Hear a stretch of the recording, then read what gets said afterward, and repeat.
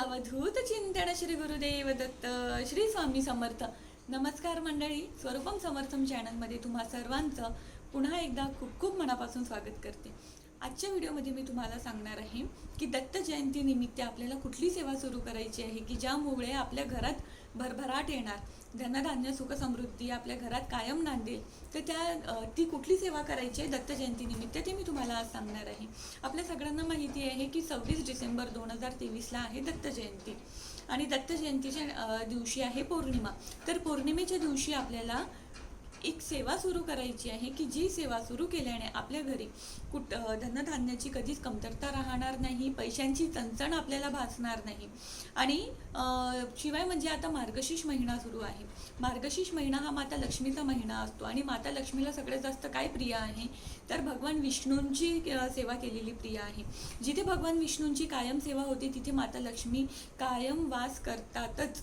तर त्यामुळे जेव्हाही माता लक्ष्मीची आपल्याला सेवा करायची आहे, जेव्हाही आपल्याला असं वाटतं की माता लक्ष्मी आपल्यावर प्रसन्न व्हायला हवी, तेव्हा आपल्याला भगवान विष्णूंची सेवा करायची आहे. त्यामुळे माता लक्ष्मी आपल्या घरी अखंड वास करेल.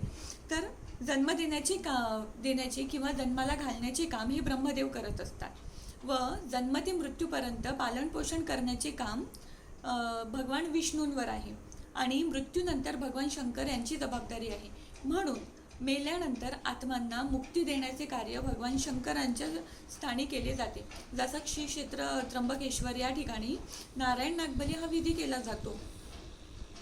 आपल्या घरात अन्न पुरेसे न पडणे, आर्थिक अडचणी येणे, अन्न चविष्ट न लागणे, अन्न खाऊनही तृप्ती न होणे, महिनाभर पुरणारे धान्य महिनाभर न पुरता लवकर संपणे, घरात पैसा नको असलेल्या ठिकाणी खर्च करावा लागणे, पैसा घरात आला म्हणजे त्याला वाटा फुटणे, अनठाई पैसा खर्च होणे, या सर्व गोष्टींवर एकमेव उपाय म्हणजे काय तर प्रत्येक पौर्णिमेला आपल्या घरी सत्यनारायणाची पूजा घालणे. आपल्या घरी किमान 12 पौर्णिमा तरी आपल्याला आपल्या घरी सत्यनारायण करायचं. जर आपण 12 पौर्णिमे सलग आपल्या घरी सत्यनारायण केले तर वरील सांगितल्याप्रमाणे ज्या कुठल्याही मी समस्या सांगितल्या त्या सर्व समस्यांपासून आपल्याला सुटका नक्की मिळणारच. कारण बघा, आपण सुरुवात जर मार्गशीर्ष महिन्यातल्या पौर्णिमेपासून केली तर जसं मी आधी सांगितलं आहे की माता लक्ष्मी आपल्यावर प्रसन्न होणार. कारण लक्ष्मीला सगळ्यात जास्त प्रिय असते ती भगवान विष्णूंची सेवा. तर अतिशय सुंदर योग आला आहे. पहिला म्हणजे त्या दिवशी आहे दत्त जयंती, दुसरं म्हणजे पौर्णिमा आणि ती पौर्णिमा आहे मार्गशीर्ष महिन्यातली. तर अतिशय सुंदर असा योग आला आहे. मी नमूद केलेल्यांपैकी समस्यांपैकी कुठलीही समस्या जर तुमच्या घरात असेल आणि कुठलाही त्रास जर तुम्हाला असेल तर आवर्जून दत्त जयंतीपासनं तुम्ही घरच्या घरी सत्यनारायण घाला आणि त्याने होणारे बदल, त्याने होणारा फरक आपल्या आयुष्यात काय येतो ते तुम्ही मला कमेंट करून स्वतः नक्की सांगाल, याचं मी आश्वासन देते. तर आपल्याला सत्यनारायण करायला, घरच्या घरी सत्यनारायण करायला फारसं असं काही सामान लागणार नाही आहे. त्यानंतर सत्यनारायणाची पूजा विधी मांडणी कशी करायची आहे याआधी मी काही महिन्याआधी त्यावर व्हिडिओ बनवला आहे. तो व्हिडिओ जाऊन तुम्ही बघू शकता. पण अजून एक गोष्ट मला सांगावीशी वाटते की सत्यनारायणाच्या पूजेत आपण जे हे करतो, प्रसादाचा जो शिरा बनवत असतो तो शिरा आपल्याला फक्त आपल्या घरच्या सदस्यांना खायचा असतो. नातेवाईक असो, कुठले आवणे पाहुणे असो, बाहेर शेजारी असो, कोणालाही तो प्रसाद खायला द्यायचा नाही. कारण आपण ते सत्यनारायण आपण घालत कशासाठी आहोत तर आपल्या घराच्या वृद्धीसाठी, आपल्या घरात सुखसमृद्धी नांदायला हवी. त्यामुळे त्या सत्यनारायणाचा प्रसाद फक्त आपण आपल्या घरच्या व्यक्तींनीच घ्यायचा आहे. आणि आपल्याला सत्यनारायणासाठी कुठलं सामान लागणार आहे तर एक पाट आपल्याला लागणार आहे, एक चौरंगाच्या भोवती 4 खांबांवर आपल्याला आंब्याच्या डहाळ्या लागणार आहे. चौरंगावर आपल्याला नवीन शुद्ध असं कापड लागणार आहे पिवळ्या रंगाचं. त्यानंतर बाळकृष्णाची मूर्ती जी आपल्या देवघरात असेल तीच आपल्याला वापरायची आहे. 3 सुपाऱ्या आपल्याला ठेवायच्या आहे विड्याच्या पानावर.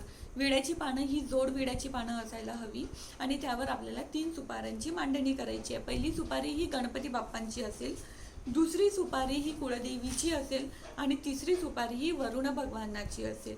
अशा 3 सुपाऱ्यांची आपल्याला मांडणी करायची आहे. तर सर्वप्रथम आपल्याला काय करायचं आहे, कलश घ्यायचा आहे, कलशात पाणी घ्यायचं, त्या पाण्यात आपल्याला एक नाणं टाकायचं आहे, सुपारी टाकायची आहे, हळद कुंकू टाकायचं. त्यानंतर त्या आपल्या कलशावर आपल्याला विड्याची पानं, 5 विड्याची पानं, जर विड्याची पानं आपल्याला नाही मिळाली तर मग आंब्याची पानं आपल्याला 5 आंब्याची पानं लावायची आहे. त्यानंतर कलशावर आपल्याला स्वस्तिक काढायचं आहे, 5 कुंकवाची बोटे लावायची आहे आणि एक ताम्हण घ्यायचा आहे किंवा एखादी प्लेट घ्यायची, त्यावर आपल्याला तांदूळ ठेवायचे आहे. तांदूळ ठेवून बाळकृष्णाची स्थापना करायची आहे. बाळकृष्णाची स्थापना करण्याआधी ज्या आपण 3 सुपाऱ्यांच्या मांडण्या करणार आहोत त्यापैकी सर्वप्रथम गणपती बाप्पांची जी सुपारी आहे तिचा आपल्याला अभिषेक करायचा आहे पंचामृताने आणि पाण्याने. त्यानंतर गणपती बाप्पाची सुपारी आपल्याला विड्याच्या जोड पानावर त्यांची स्थापना करायची आहे. हळद कुंकू अक्षता गंध अर्पण करून आपल्याला पूजा करायची आहे आणि तशाच प्रमाणे आपल्याला कुळदेवीच्या सुपारीची सुद्धा अभिषेक करून मांडणी करायची आहे आणि वरुण भगवानाच्या सुपारीची सुद्धा अभिषेक करून मांडणी करायची.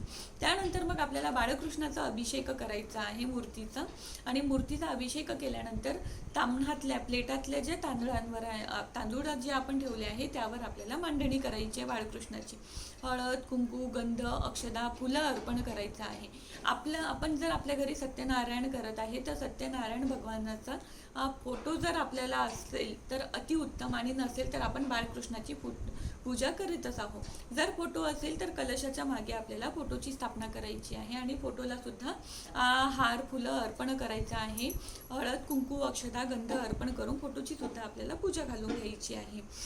पूजा अगदी साधी सोपी आहे. एक दिवा लावायचा, हळद कुंकू अक्षता आणि गंध एवढं सामान लागणार आहे आणि सोबत धूप लावायचा आणि अगरबत्ती लावायची. इतकी सोपी मांडणी आहे.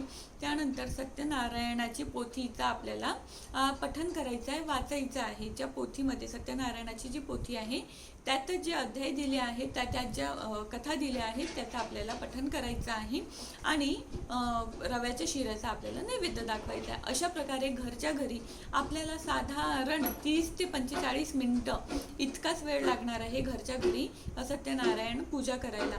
बरं, सत्यनारायण आपण कधी कुठल्या वेळी करायचं तर सत्यनारायण हे कायम जेव्हा आपण घरी करत असतो तेव्हा प्रदोष समयी करायचं आहे. म्हणजे आपल्याला संध्याकाळी सत्यनारायणाची पूजा घालायची आहे घरच्या घरी. त्यामुळे सकाळी घालू का संध्याकाळी घालू दुपारी करू का अशातलं काही नाही. फक्त संध्याकाळीच आपल्याला सत्यनारायणाची पूजा करायची आहे आणि जो प्रसाद आहे तो फक्त आपल्या घरच्या सदस्यांनी खायचा आहे. आता बघा, एवढ्या सगळ्या समस्या जर आपल्या आयुष्यात आहे, आपण प्रत्येक उपाय करून बघण्याचा प्रयत्न करतो, पण हे जर सत्यनारायणाची पूजा अगदी 30 ते 45 मिनिटं लागणार आहे आणि त्यासाठी फार काही सामान नाही, आपल्या घरातच असणारं सामान आपल्याला जर पूजेत लागणार आहे तर हे करून बघायला काय हरकत आहे. तुम्ही सगळेजण आपल्या आयुष्यात 12 सत्यनारायण आणि करून तर बघा आणि तुमच्या समस्या कशा सुटतात. स्वामी महाराजांची, माता लक्ष्मीची आणि भगवान विष्णूंची कृपा तुमच्यावर कशी कायम राहणार हे तुम्ही मला नक्की कमेंट करून सांगणार. व्हिडिओ आवडला असेल आणि ज्यांना कोणाला या व्हिडिओची गरज असेल, ज्यांना कोणाला अशी आर्थिक समस्या असेल, घरात सुखसमृद्धी नांदत नसेल, त्यांना तुम्ही हा व्हिडिओ शेअर करा. तुम्हाला आवडला असेल तर तुम्ही लाईक करा. चॅनलला सबस्क्राईब केलं नसेल तर सबस्क्राईब करून जा आणि पुन्हा एकदा भेटू अशाच एका नवीन व्हिडिओसोबत. काळजी घ्या. धन्यवाद. भिवू नको, स्वामी पाठीशी आहे.